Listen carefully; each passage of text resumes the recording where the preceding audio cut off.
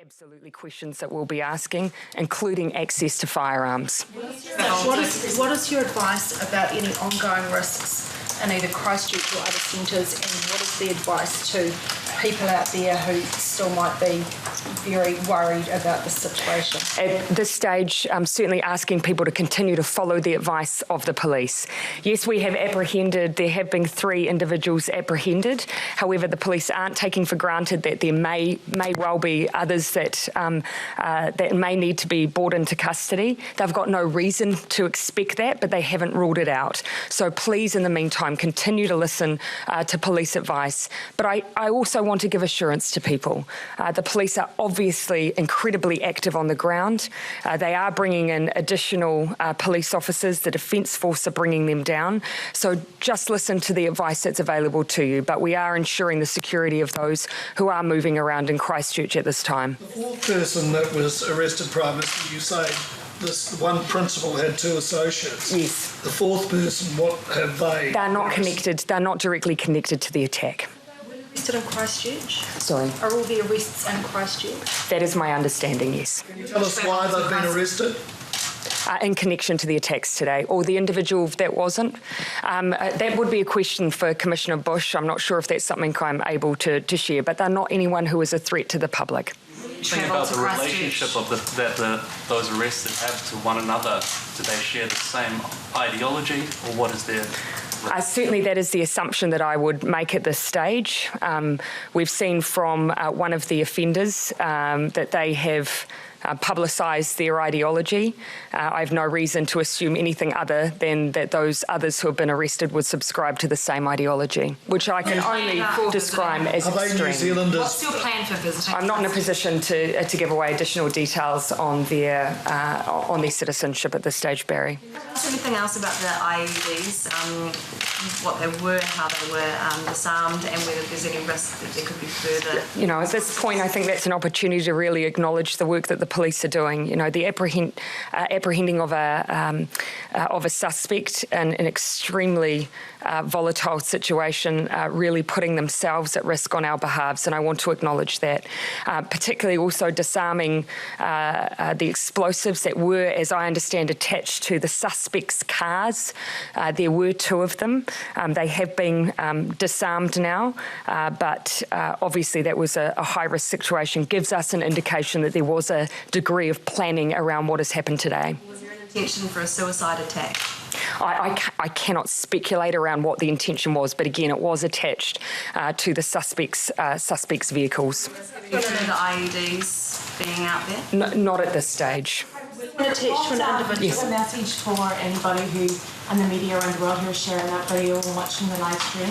Look, my message would be, you know, we should not be perpetuating, sharing, giving any oxygen to this act of violence and the message that sat behind it.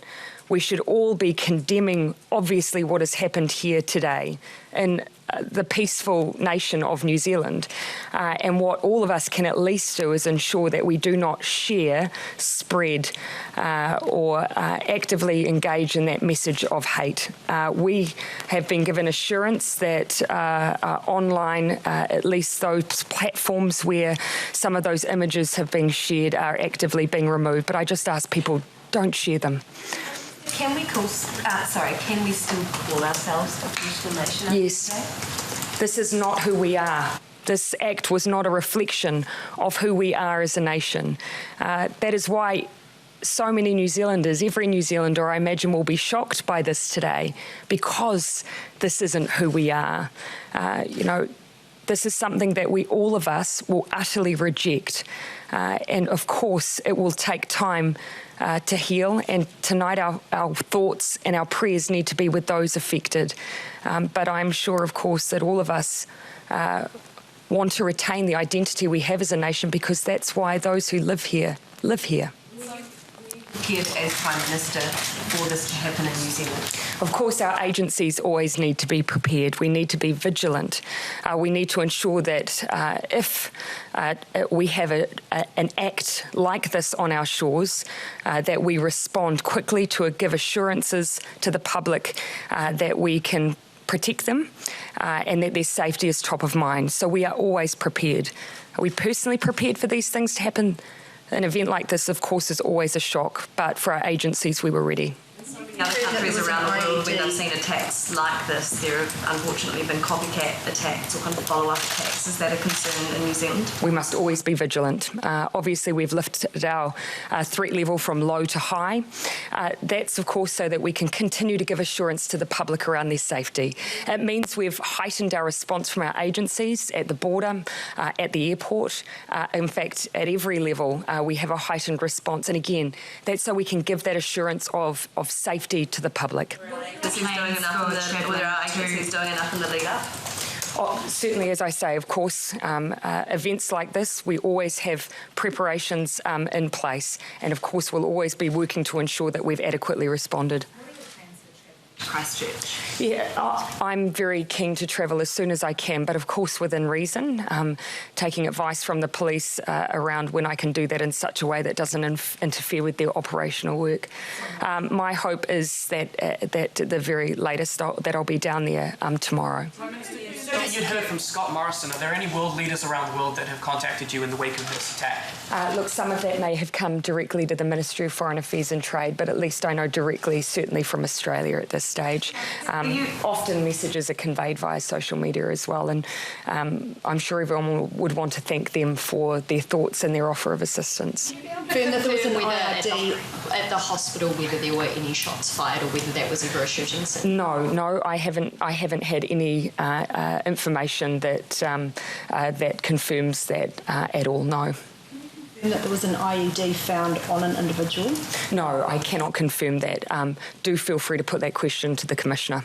So presumably you'll be having more meetings with our intelligence agencies to find out just what went on and why these people were missed. When are you going to be meeting with them again? Look, I expect I'm likely to reconvene with them again this evening. You'll appreciate, Barry, that at the moment our immediate response is on ensuring the safety of those in Christchurch, ensuring that the police have everything they need from an operational perspective to secure the areas and be assured that everyone who should be in custody is, acknowledging that they have moved extremely quickly to have those individuals already in custody.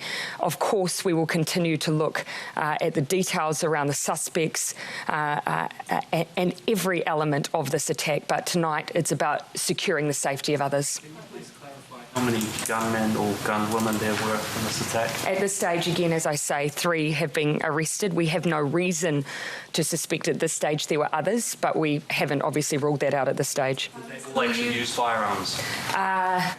I cannot give you 100% assurance of that, but certainly all 3 are connected. Will you be getting any additional security, or will there be any additional security at the Parliament?